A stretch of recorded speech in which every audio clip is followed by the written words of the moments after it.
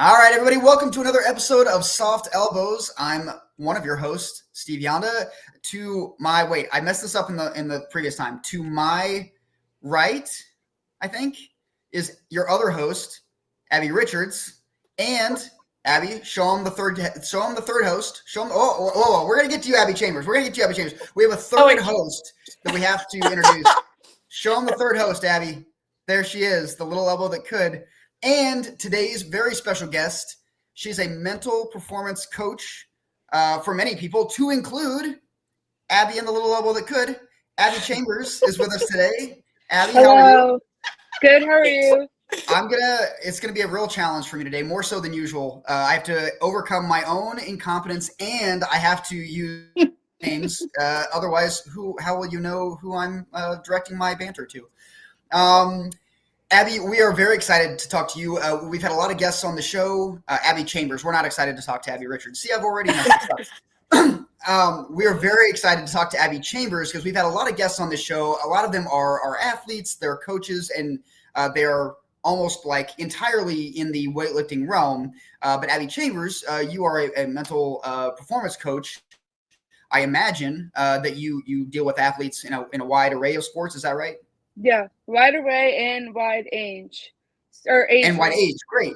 Yeah. So we want to talk to you about that. We want to talk to you specifically about how you can help with like weightlifters and our craziness. But before we do that, Abby Richards, we've got a couple of events that we want to recap that have happened recently. One of them is Mach 10. Mach 10 hosted a meet 2 weeks ago, I believe. And one of our former guests, Troy Freeze, he competed in a new weight class. He cut weight, and he's now a 79, which is horrifying for me because that means that Troy and I are now in the same weight class. And I'm going to tell you guys what Troy did at his first meet as a 79. And as a spoiler alert, these are numbers that you'll never hear me hit in any meet ever. He snatched 133, and I believe clean and jerked 167, which gave him a 300 kilo total. And that is unfathomable to me. I don't know how he hoisted any of those weights above his head, but he did, and with relative ease, if the video is any judge. So good for him, terrible for me, and terrible for all the other people who are going to be at 79, because he's just going to destroy all of us in a slaughterous fashion. What's cool too is so Troy lifted at that 79 threshold, for the new bodyweight categories, but because of the rules with the weight classes, he technically lifted as an 81. He lifted as a light 81. So there were people that he beat that were heavier than him within his same weight class, and he's still just very dominant. So great job, Troy.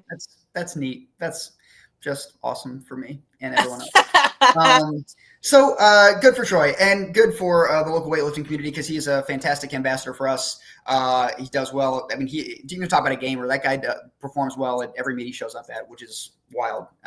We've also got a ton of folks at Masters Nationals that is going on right now. We're recording this on Sunday. You guys are getting this episode on a Tuesday. So it's still finishing up down in Atlanta.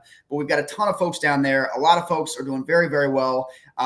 More folks than we're going to be able to reference in this short time frame, but two people I wanted to make a specific note of. One of them is Sally Stevens, who's a master's athlete with Ryan Stoll over at Echo Weightlifting, and hit a lifetime PR. I believe it was a 57 kilo clean and jerk. Good for her. And I think people are under the impression that when you become a master's athlete, you have to it's like your master's PR, which is not necessarily the same thing as your lifetime PR. And the idea of lifting more weight at an older age, than you've ever lifted before, is an incredible accomplishment. Very happy for her and for Ryan and all the folks at Echo Weightlifting. They do a great job. They work real hard. And that was really cool. And then another former guest of the show, Sarah Tyler, had herself quite a day. She went 6 for 6, made all of her lifts. Made her coach, Sean Rigsby, very happy. Again, if the video was any judge, they were quite excited. Abby, do you have any insight on or feedback or reaction to Sarah's performance? Yeah, I mean, of course, like, I love Sarah. I think she's just the most wonderful person. And so I'm really glad that she had the meat that she deserved. Sometimes with the barbell, things don't always, not to sound cliche, but like things don't always go to plan. Your hard work doesn't always come to fruition. And like you kind of walk away like feeling frustrated and feeling like your performance is not a reflection of how hard you work. But her performance is absolutely a reflection of how hard she worked. And I'm just so happy for her. Great. And it is, this is more of an indictment on me than anything else. It is my favorite time I like meet week for a lot of reasons, right? There's the anticipation that builds. Mm-hmm. Then you get to see everybody lift.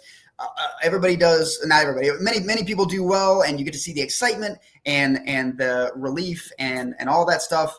And then comes my favorite part of every meet week, which is the Monday after.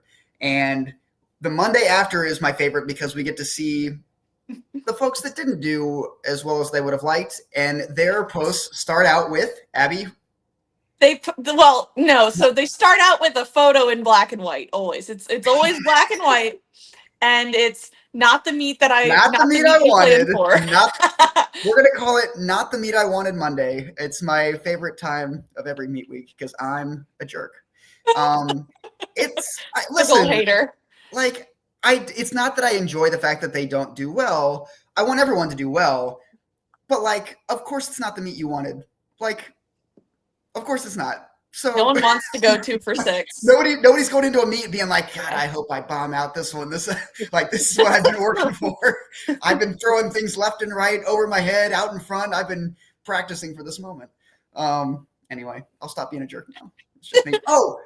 I did multiple times after the last episode get called out for being an online bully, which I think is hilarious. Nice. I love that for me. But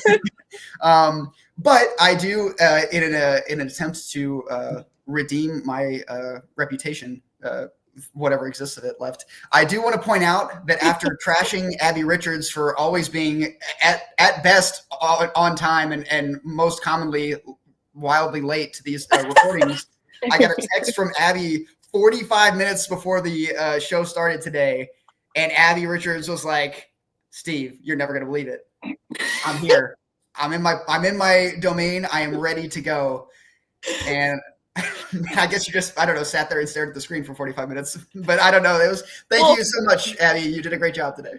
Thank you. Thank you so much. I live for the applause. No, the worst part was then 20 minutes before the show actually started, I finished doing my dishes. I've got my laundry going. I've got the dishwasher going.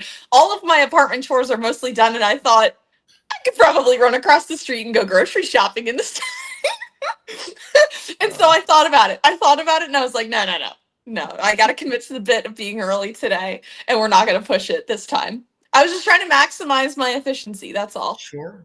While we're on the topic of you and all of your accomplishments, do you have an update on the little owl that could?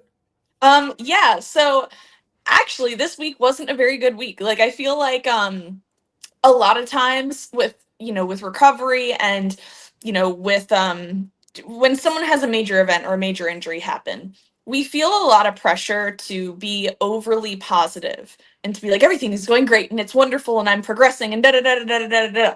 And I didn't have one of those this week. And so like, it's not that I'm like down on myself because of it, because progress isn't linear. My PTs say it, my surgeon says it, Abby says it. Progress is not always going to be linear. I'm going to have these blips where things aren't great. And that doesn't mean that I'm not in a better spot than I was. It doesn't mean that I'm still not moving the needle. A good friend of mine, Taylor Harris, has this saying, like, and I don't think she made this up, but she's the one that taught me this saying, whether you're moving dirt with a spoon or a shovel, you're still moving dirt. So I'm still moving dirt. A Rudyard Kipling line, I believe. A what? No, it's a bad joke. Never mind. Oh, for okay. all my literary friends out there.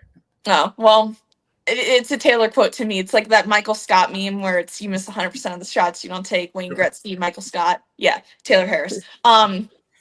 So I had one of those weeks, right? I moved dirt with the world's smallest spoon in the solar system. Like, it wasn't even the world's smallest spoon. It was the solar system's smallest spoon. Like, I'm talking maybe a degree of range of motion for each, straightening and and We just bending watch you re-injure your elbow on the on recording. air. That was Wow, you great. heard it here Nice. first, folks. Yeah, and like, there's a reason I've got fucking ice.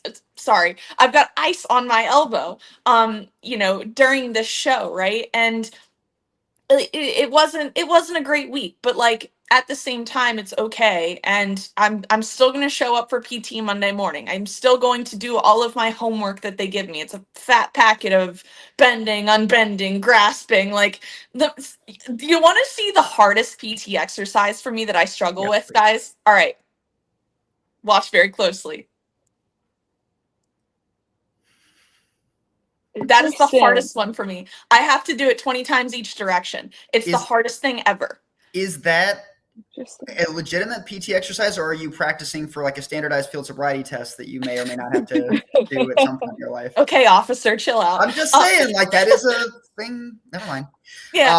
No, that is a legit PT exercise. It's some sort of dexterity thing. And like, the whole, I don't want to get into the science of it because I'll butcher it. I do numbers and finance and interest rates. But anyway, like, I'm still showing up. I'm gonna show up to PT Monday morning. I'm gonna show up Wednesday morning. I'm going to show up to the gym and do what I can every single day, and I'm gonna keep moving dirt. But right now, like, yeah, it is what it is. And the little elbow that could had a really hard week. Abby Chambers, do you have any thoughts on progress in the PT realm, or I guess in any realm, not being linear, and how you help athletes work through that? So I kind of have my own quote that Abby hears all the time, every week. I will love tell this it to one. her all the time. Small steps are still steps in the right direction. Obviously recovery isn't linear, like I said, like you said, like everyone kind of knows. But if you focus on those small wins and recognize the fact that you're still moving somewhere that you weren't a couple weeks ago, before surgery, right after surgery, that's still progress, even if it's not the progress you want it to be. And that is so often why when you set goals, they have to be realistic. And they're okay if you have to change them. That's the whole point. Because if you're not setting retainable goals that you're able to actually reach and get to in a realistic, safe manner, then it's not worth it. And that's why it's small steps. And that's why when you're also creating a big goal, you have to have small goals to get to that big goal. Because you can't get to the top of the ladder without taking all the little steps in between. Yeah. And the other thing too with it, and Abby and I talked at length about this, is like, I tend to struggle with intrusive thoughts in general. And those intrusive thoughts get really loud when I have a lot of people on the outside of me that are kind of like, they feed into it, and they don't do it purposefully. I'm sure none of it's malicious, but when you constantly get asked, like, is your elbow straighter, like, how, is it better than before, like, and you get these questions over and over and over. I have the same conversation 67 times a day. It wears on you, and it's really tough to manage my expectations for myself when I have these external voices, that are piling on to the intrusive thoughts. And so that's one of the big things that Abby and I are working on right now, is me setting boundaries to mitigate those external voices. And I think a lot of people don't really associate boundaries with recovery, but like Abby said, it can kind of diminish your recovery a little bit and kind of taint it from being the recovery that it's supposed to be, because you have all these expectations from people who might really hold a special place in your heart, your coach, your teammates, whoever the case may be. And even though it is out of love, it's out of care, it can unfortunately have a negative impact on how our recovery goes. So kind of setting those boundaries and being like, hey, maybe let me tell you if I have an update, because if you're not hearing from me, chances are not much has changed, or it's not something that I really want to share. Maybe it's not going as well as I wanted to, and I don't really want to be like, hey, my elbow is the exact same. So kind of having those boundaries in place so people know like what to expect when recovering, I think is also important to kind of keep you in the mental headspace to have a proper recovery and do all the things that you need to do in order for your body to heal the way it's supposed to. I imagine I get this. I've never asked Abby Richards this directly, but I do get the sense, one, the fact that we're friends and have remained friends, I think suggests that this is probably true, but we'll find out now. I find myself to sometimes fall into the trap, especially when it comes to setting boundaries with folks that I'm so concerned with the other person that like the setting the boundary seems like a thing that I'm not like allowed to do, right? Like someone is asking about, I guess we'll use Abby as this example. Like someone is asking Abby like, hey, how is your elbow? Is it better? Something along those lines. And they mean that. They're like well-intended in that. And so the idea for me, and Abby, you tell me if this is true for you, of telling that person, hey, like, thank you for your consideration, but like, I would prefer that you not ask me about that, or however you phrase it. Like Mm-hmm. the boundary setting is one challenge, but the like overcoming of like it almost seems, I don't know, rude or whatever to like say to someone, I don't want your concern right now, or keep your concern to yourself. I'm trying to focus on me, you know? It is tough like to do that, and that is exactly why I struggle with boundary setting, because I worry too much about what the reaction is going to be to my boundary, right? And that comes from that comes from a lot of negative reactions. Like to be perfectly honest is, in my experience, and I'm sure everyone has probably experienced this over the course of their life, and it's probably just a fact of life itself, is you know, when you have a very negative experience setting a boundary with somebody that you love, and someone that you think is supposed to care for you as a friend, as a family member, it could be anybody, and you hold an enormous amount of respect for that person, and you do what you can to respect their boundaries when they set them, but then it's like you set the boundary and they kind of flip the script on you, and they don't respect that you have this boundary. That's hard, and it's very hard to overcome example after example after example of people that are supposed to love and care for you back, that react negatively. And so it is tough, but ultimately, and I think Abby would agree to this, and I'm sure we've talked about this before. I can't think of a specific example, but if that person truly loves and cares for you, then they should understand that your boundary isn't personal. It's not a reflection, that it's not me not loving you anymore. It's not me being rude. It is, that's what that person needs. And yeah, maybe it stings a little bit. Like, no one wants to receive negative feedback, or, I've been encouraged not to say negative feedback, because feedback is feedback. When you receive feedback and it's not necessarily warm butterflies and rainbows, yeah, it doesn't feel great right away because you've done something wrong. And we as humans feel guilt or whatever, when we do something wrong by somebody, especially someone we love. But I think a true testament of maturity and friendship and love is how they react despite those feelings. And so I think it's, it gets easier over time when you practice it. And when you have somebody like Abby in my corner, who reaffirms my decisions, who reaffirms that, I did the right thing, or maybe you could have said it differently. Like we're working on phrasing right now too. And like, and that's really where it comes down to having support, and having like, and why I love working with someone like Abby. And I feel like she's making a difference because she reaffirms the difficult decisions that I have to make in order to recover the way that I am. And to Steve's point, like with the whole root situation, I definitely like understand how it can be viewed like that. And I think to Abby's point also, if it's a daily thing and it's multiple people all the time. If you were to text her like every once in a while and just say like, "Hey, just want to check up on how you're doing," that's different. We're talking about the people who like every hour are asking for an update and how things are going, or like every single day needing to know every little thing. Like that is where things get a little bit overwhelming. And if it does sting and they do kind of want to be like, "Hey, is everything okay?" Because obviously, like, we have feelings. Some things might be taken personal. Then Abby can be like, "It's nothing against you, but I do get really overwhelmed and I feel like it's impacting my rehab." And that's a conversation that can be had. It's not like completely shutting you off and being like you're never allowed to ask again.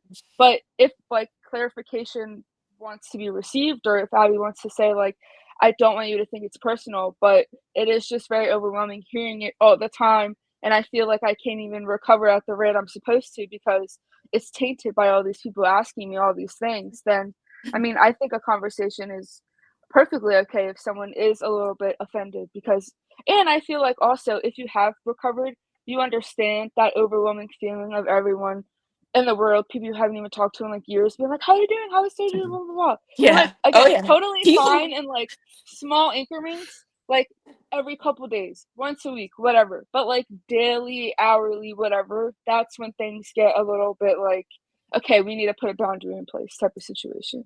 The other kind of boundary that I've been struggling with too is like, and I've talked about the FOMO that I've been experiencing, you know, from not lifting and stuff. Like I have zero patience for negativity revolving around training right now. Like I am not the one.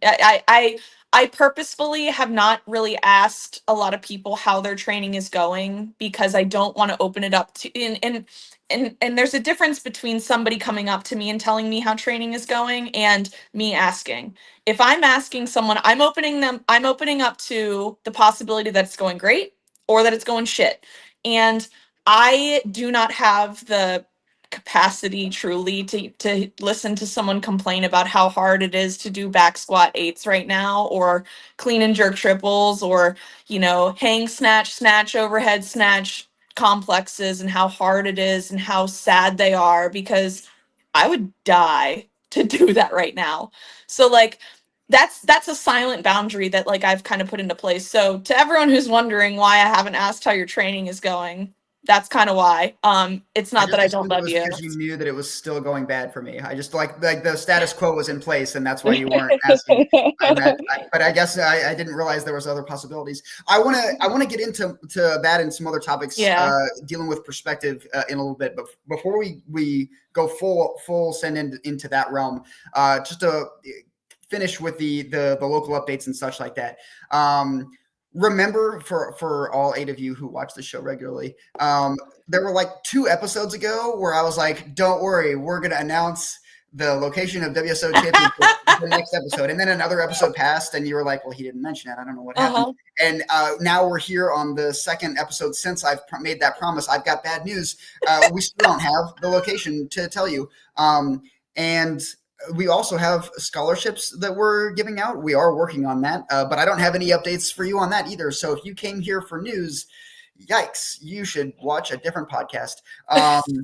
As we always do, this is Brian Leung's fault, and you can direct all of your complaints to him. And not at DMV weightlifting. Do not complain to me. It's just me in those DMs. Right. Yeah, yes. No, he's single-handedly been obstructive in this entire process for both the scholarships and the location. I don't know why he hates all of you, but you must have all upset him deeply.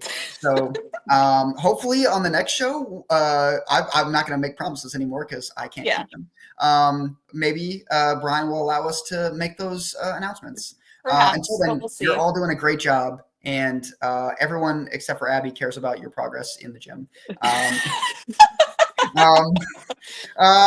And just lastly, we've got a couple of things, a couple of events coming up in the near-ish future that we'll go more into on the next show because it will be the week before these 2 events. But we've got Cap City Open coming up the last Sunday of the month, April 27th, 28th? 27th. 27th. Thank you so much. And that same weekend, Carrierheads Fitness and Performance is hosting the combo L1, L2 weekend extravaganza, I think is the full title of it, for female coaches. So I believe there are a couple of slots still open for that.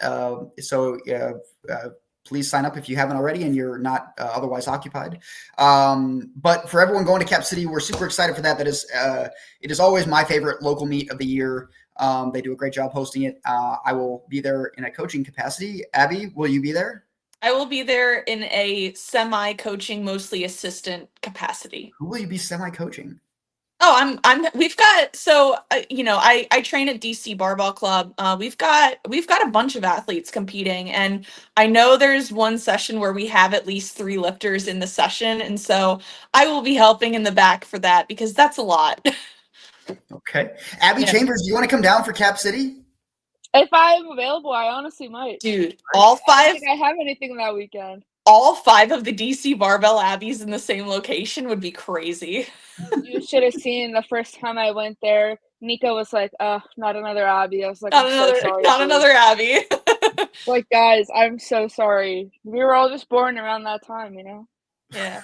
The time when parents were like, Abby seems good enough. And then they just like, write that Yeah, down. literally. They were like, Abigail. We're Heavy going with is- that. Abigail, sorry. Heavy is- Abigail is your full legal name. My bad. Yeah, it is. Yeah. Heavy is the crown. Abby Richards, any other local news that I am forgetting that we want to touch on? Yeah, we will both be in Virginia Beach next weekend for Fall Brawl. Or Spring Fling, nobody sorry. cares- nobody cares about that. We're not gonna. You know who else is going to be there? Who else Big is gonna be there? Little Jake. Big Jake's baby. Little. It was so funny. So we had this text thread with me, Steve, and Big Jake. And Big Jake texts the group all excited, guys, I have great news.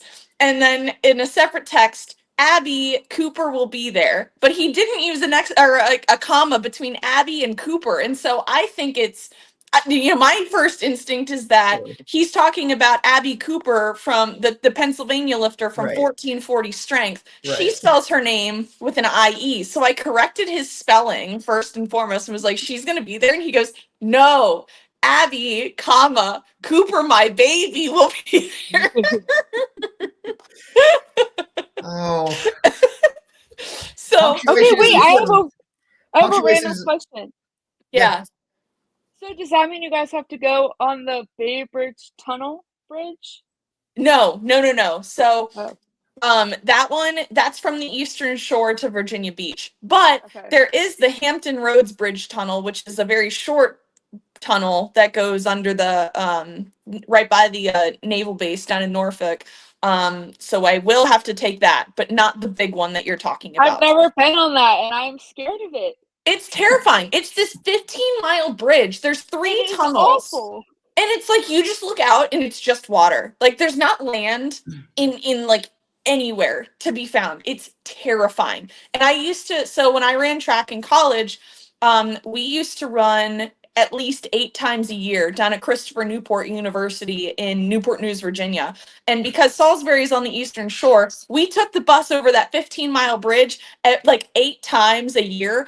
And there was one time where we were going over the bridge and the bus starts beeping and we literally broke down in the tunnel. And it was the worst day of my life. Wow. The worst day of your life. It was so scary. In the middle of the water? The middle of the water. And they got us like, because we also had a van.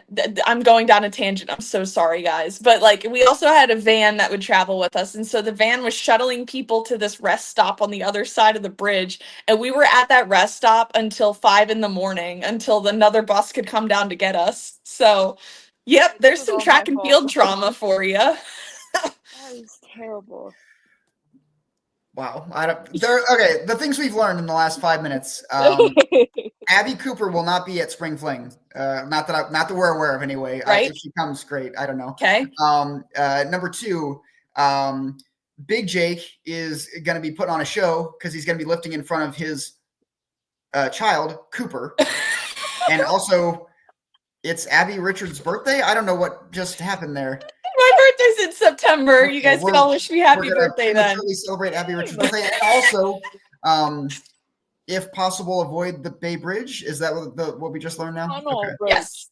The what? The Chesapeake Bay Bridge Tunnel. The Chesapeake Bay Bridge Tunnel. Avoid bridges. It seems in 2025 we're avoiding flights. We're avoiding bridges. We're avoiding education. I guess if Big Jake's grammar is any indication, we're in a state of avoidance. Anyway, that segues into talk about mental space with Abby Chambers.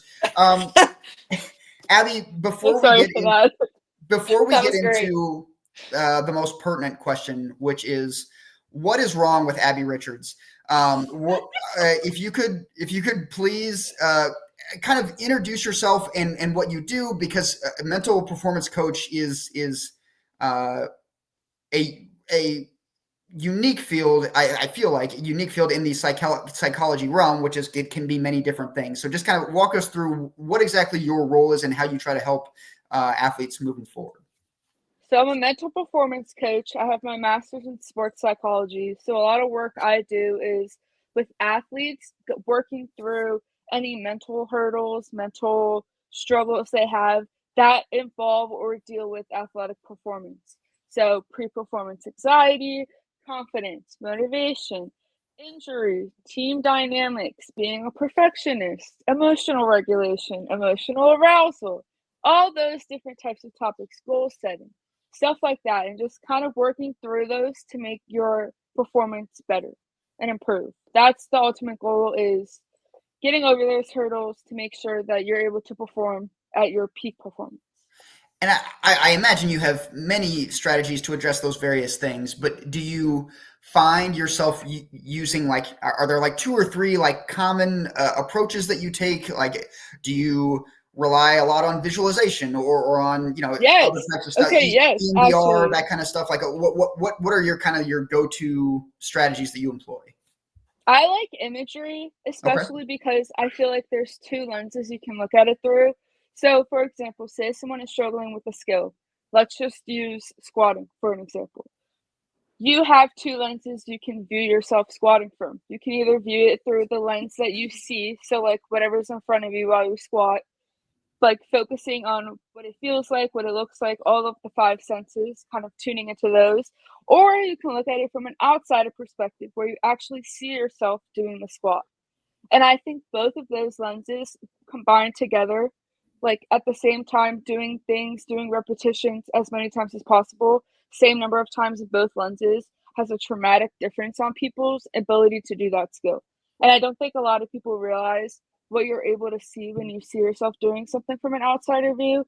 Like, oh, my right leg's in front of my left. You might not even notice that. But when you kind of visualize yourself doing it, you see a lot more details that you can fix or correct. Or the opposite of that is you can see yourself doing something correctly and notice something that you're doing that you might not do that you should start to do.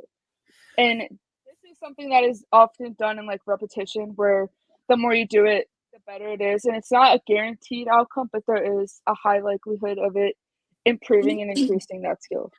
And I feel like it's a common thing. I have told this to athletes before. People have told it to me. I know that this is a thing people say where they're like, "Hey, I want you to see yourself, making this lift, as perfect as it can be," or however they phrase it. And then they're like, "All right, good luck." But I imagine someone has to be coached on how to properly visualize something. Otherwise, you're just leaving it up to the athlete who is grasping at straws because it's not their like thing. Like, Exactly. just think about yourself doing something.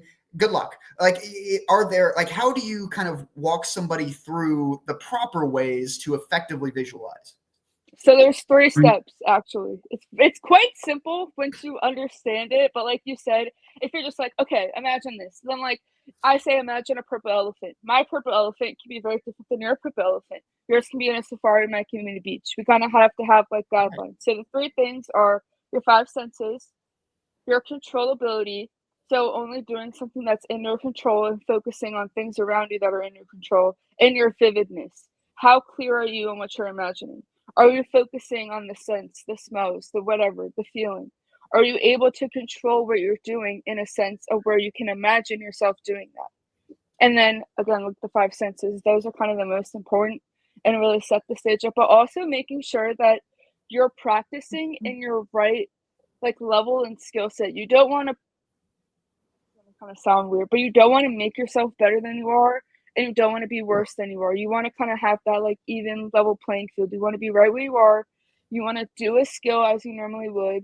If there's something that you're struggling with, obviously you want to visualize yourself doing it correctly, but you don't want to do it at like a superstar level if you're not there yet, because then it's going to be unrealistic and uncontrollable, and that's obviously not what we want, especially when we're trying to improve a skill. So But you could also do it. I should not imagine myself lifting like Troy Freeze because I am not. Is that what you're saying? Is this That just is a what jab? she's We're saying. just like, hey, just as a reminder, Steve, Essentially. you're never going to be as good as that guy. Don't say never. First of all, yeah, I was going to say, this is a lot of negative self-talk. Oh, going I'm sorry. on, I'm sorry. I'm so Steve, sorry. Yo, my bad. That's against the rules.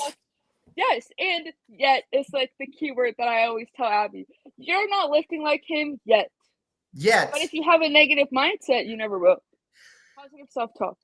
a negative and or realistic mindset. Anyway, we're gonna set that aside. We're gonna set that aside. Yeah. We're gonna set that aside. Well, so I can give you a really good example of what Please, Abby's yeah. talking about. So this was something that her and I worked on very closely when I started working with her, because if you guys remember, like if anyone's really followed along with my barbell journey in the podcast, was I was struggling with my pull for a very long time. Like we were doing a lot of technical changes all at once, and it was really tough for me to stay focused on, doing it properly. And so what Abby would tell me was pick one thing to focus on, visualize yourself doing it. So what I started with, okay, I'm going to focus on, or I'm going to see myself getting my knees back off the floor. I'm going to see myself doing this. I think was it 7 times you told me between reps, Ab? 7 to 10, yeah. Yeah, she said, but like in between every rep, sit there and see yourself doing this cue 7 times and then go do it. And like, so in between every rep, I'm seeing myself getting my knees back 7 times. And then like eventually it becomes second nature. And so like it made sense. And then I would move to the next cue. All right, let's focus on getting the bar into my hip, but doing it this certain way. And so like I would do that. All right, then I would see it 7 times, I'd go do it. I'd see it 7 times, I'd go do it. And it was just over and over and over and over and over, visualizing specific cues.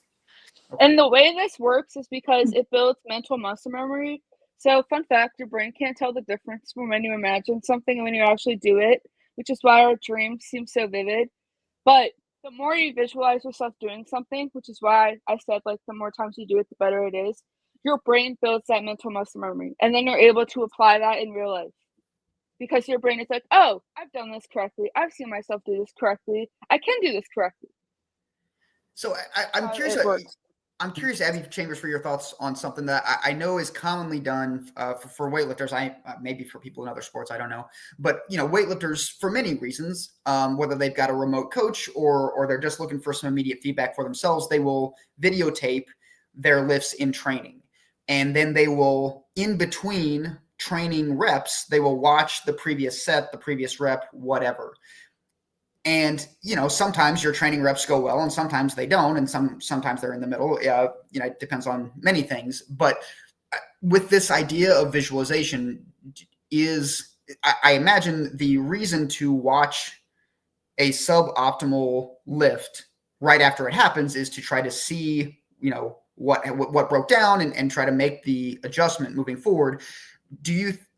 How do you feel about that approach as opposed to rather than watching that lift that just happened that was suboptimal, either because you missed it or because you had to wrestle with it in the bottom or whatever, or not watching that rep immediately and just instead visualizing what you want to do positively to do the lift on the next rep? I like it. I think it kind of gives your mind a better sense of secondhand nature, kind of imagining yourself doing it because you have a physical video of you doing it. And then you're able to kind of like in real time tweak those things that you notice that are wrong. So in a sense, you're kind of doing imagery, but in real life, because you're seeing yourself from an outsider view. You're watching a video of yourself doing something, which is essentially the same thing that would happen in imagery. And to your point about like doing it right after, I do think it is beneficial, but I also do think it could be beneficial to watch your suboptimal lift and then watch someone doing it correctly.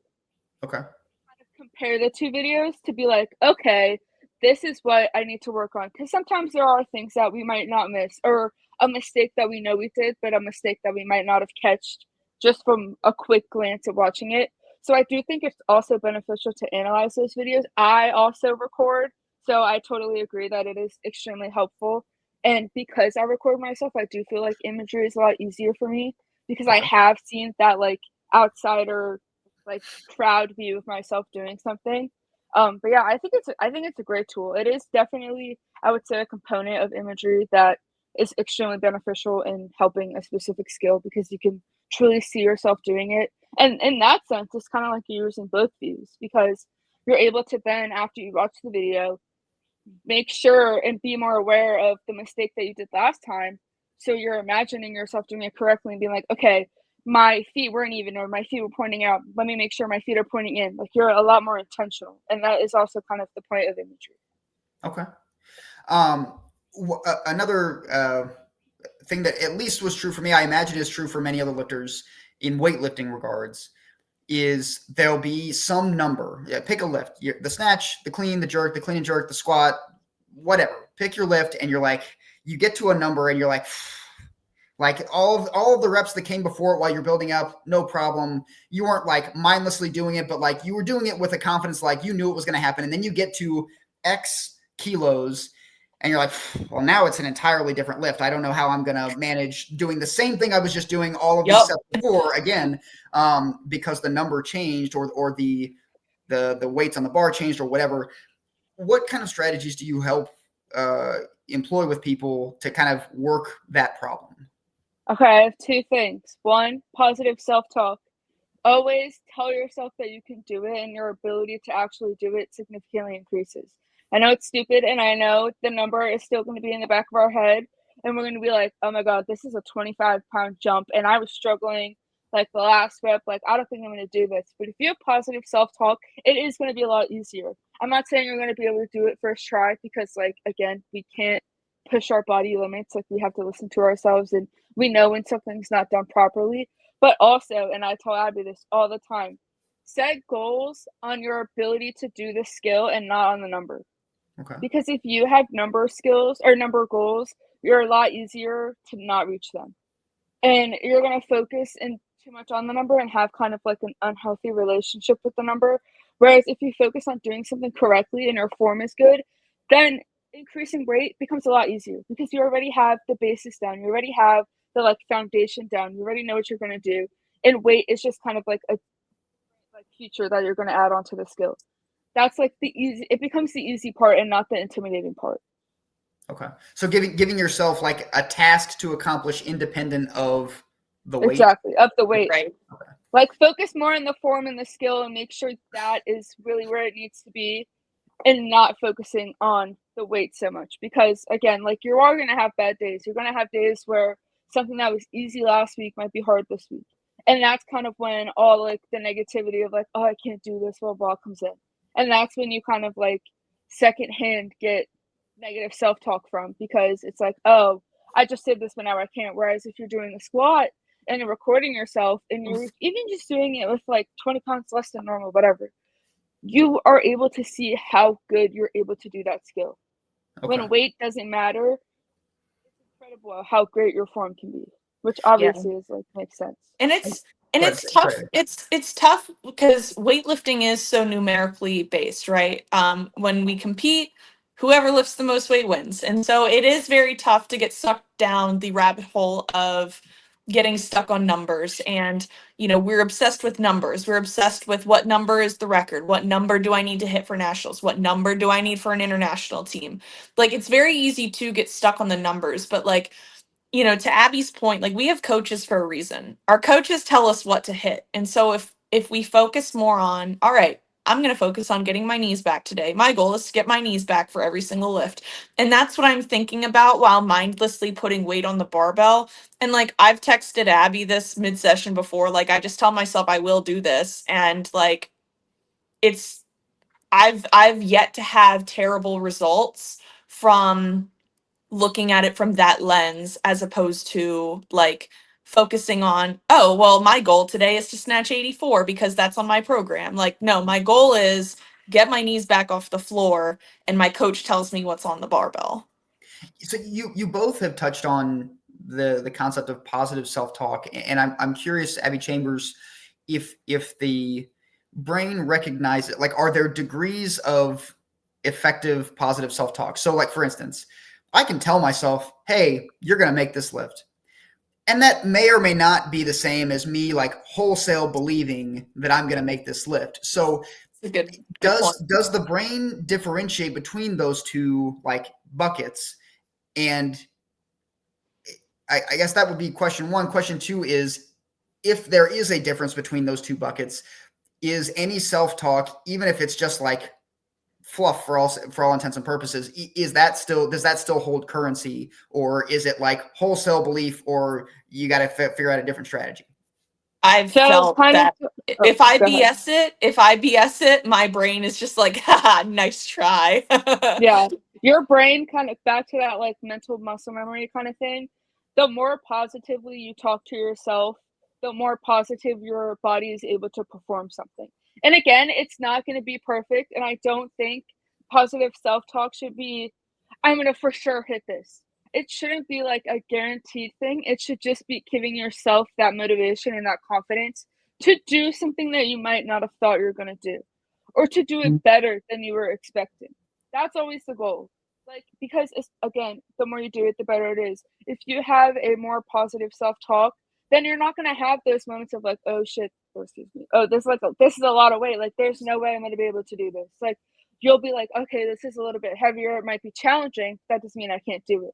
You'll kind of reframe your thinking on certain things, where as normally you'd be like, there's no way I'm going to be able to do this. Like, you don't want to have those like no way talks, but you also don't want to be, to your point of like, okay, this is so unrealistic. You don't want to be like, I'm for sure going to do 50 pounds heavier than I just did, and I'm going to do it the right way.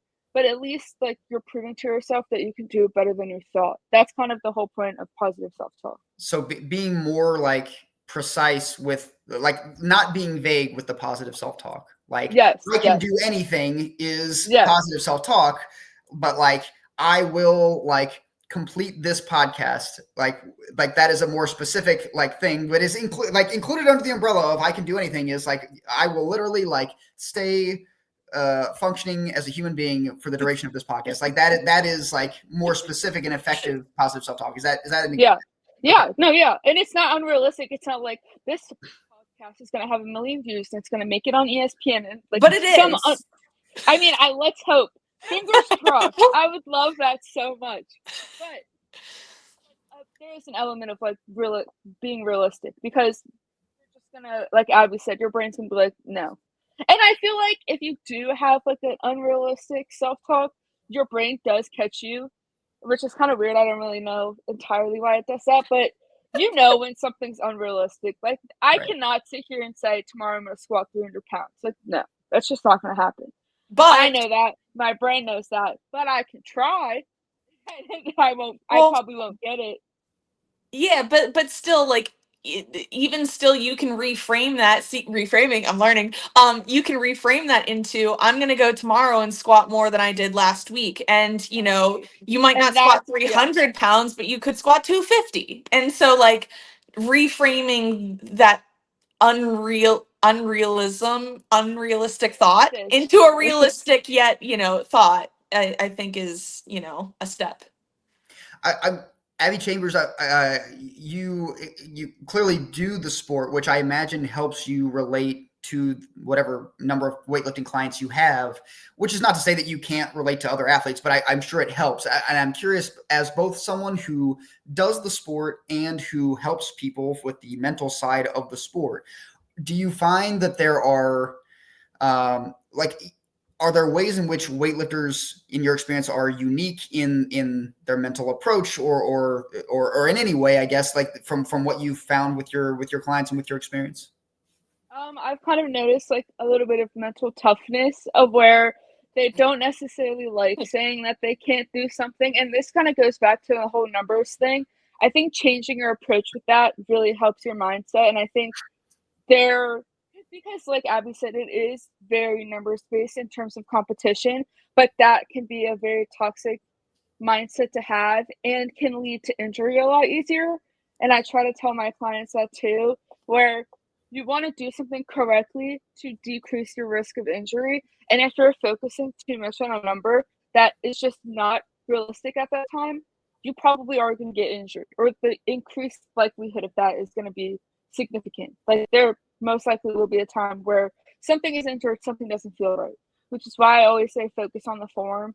I'm not a competitive weightlifter, so there are still times where I'm like, Abby, I don't understand what you're saying. Like, I just do it for fun at the gym.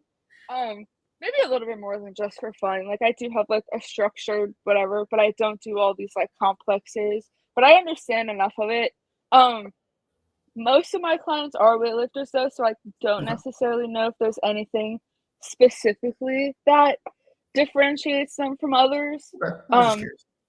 but yeah, I'm sure there will be. When I have more clients, I can definitely get back to you on that. Okay. All right. Keep the data. We'll check back in with you.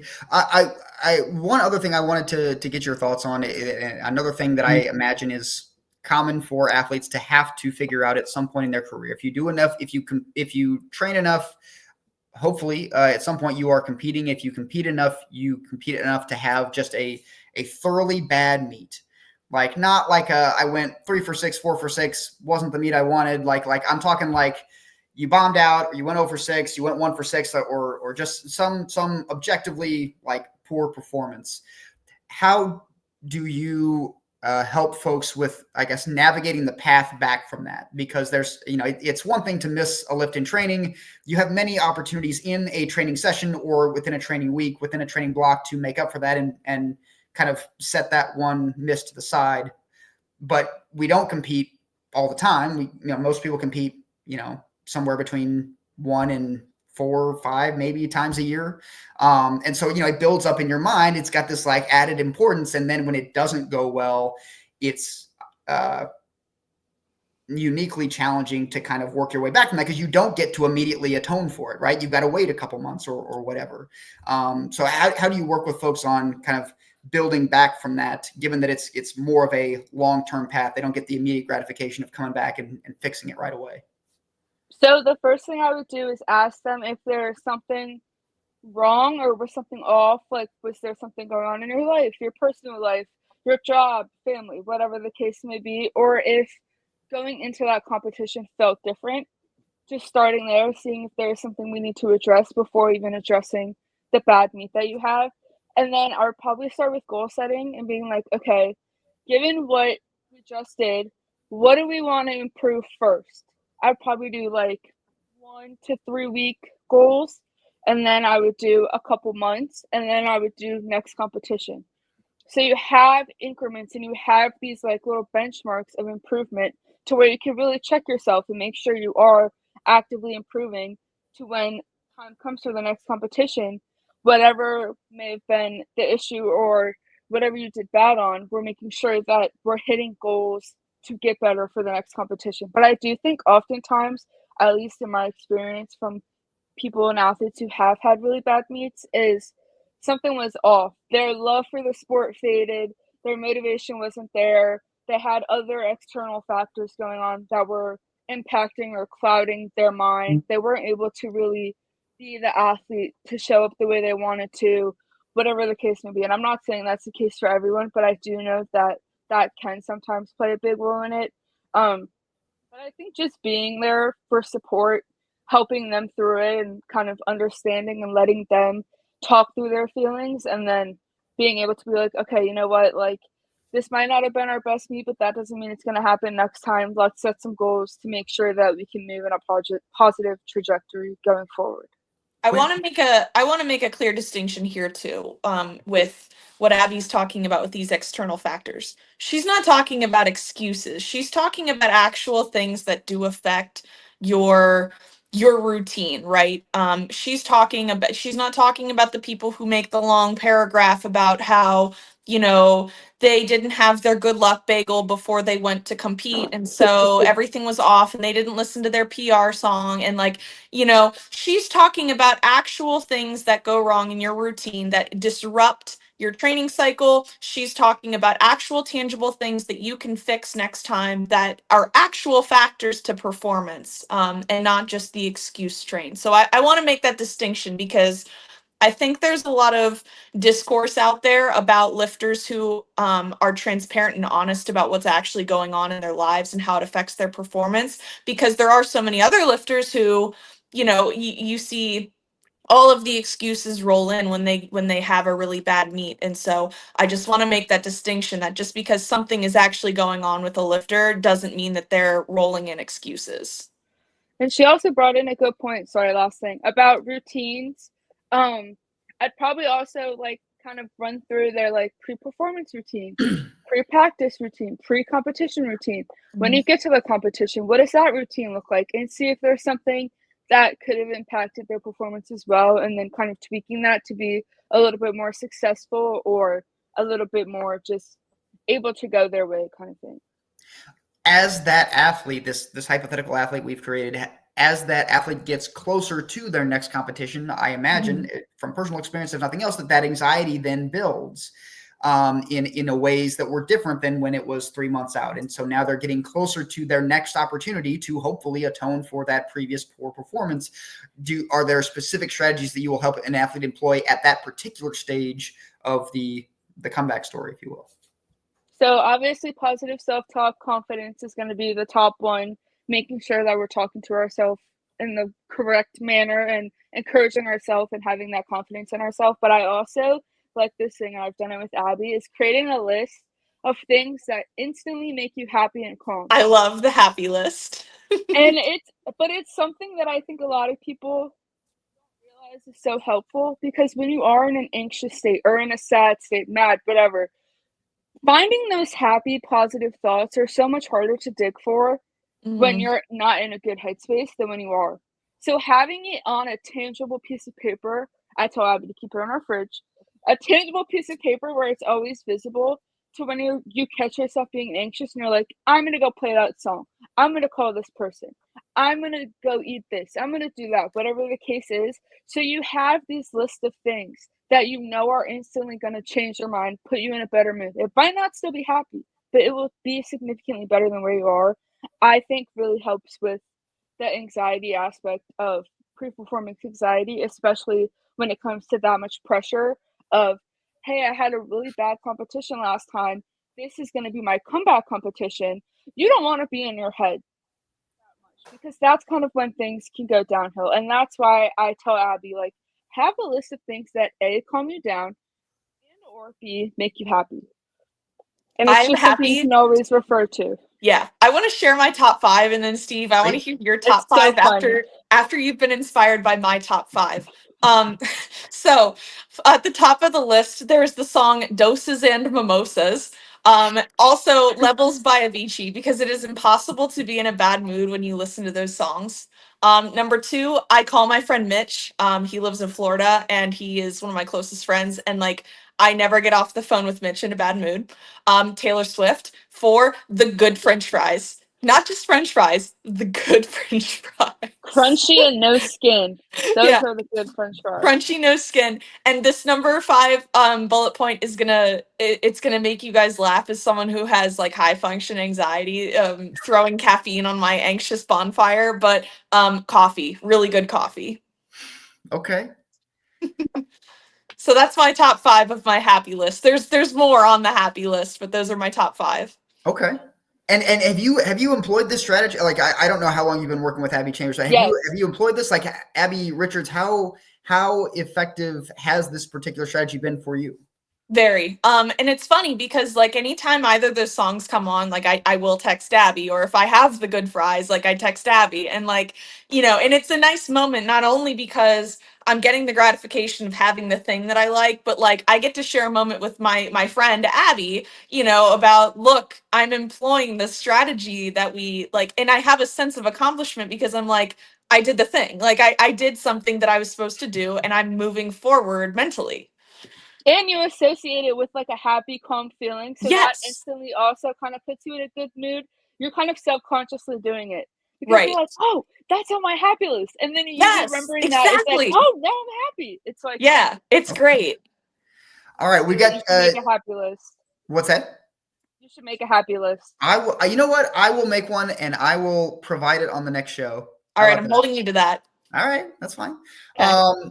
Abby Chambers, we got 2 more questions before we let you go. The first question we should have asked at the beginning to decide whether this interview even was going to take place. Here we go. Where do you stand on cleaning with straps?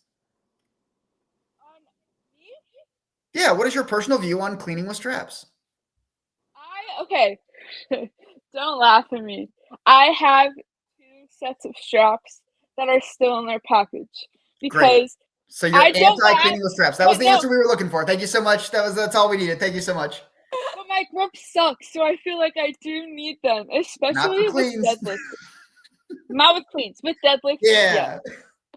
I think I bullied her into that answer. I don't know if that counts, but, Internet whatever. bully checking My in. answer.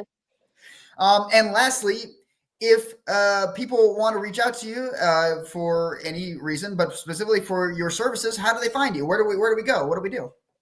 So my Instagram is, I'm gonna look it up because I really should know this, but I don't. I have a separate Instagram called Coach_Abby C. That's what it looks like.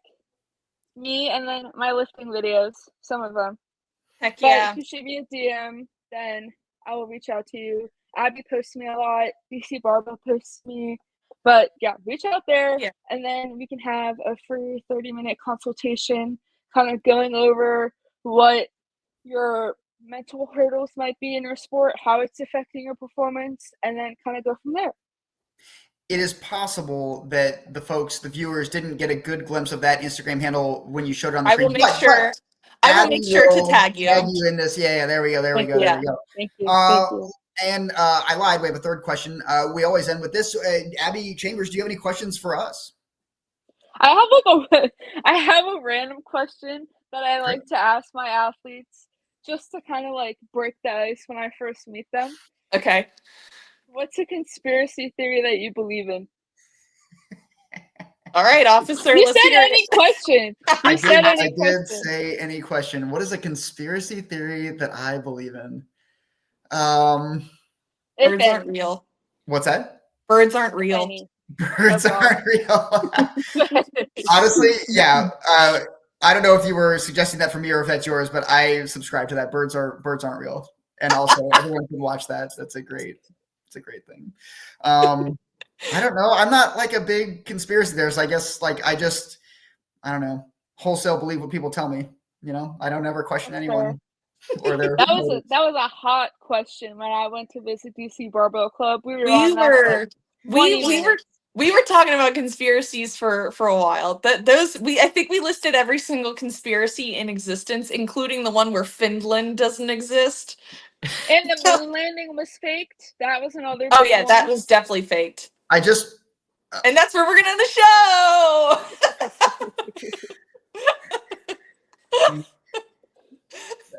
So sorry. See you next week, everybody. We will try again some other time. Everybody have a great 2 weeks. We'll see you then.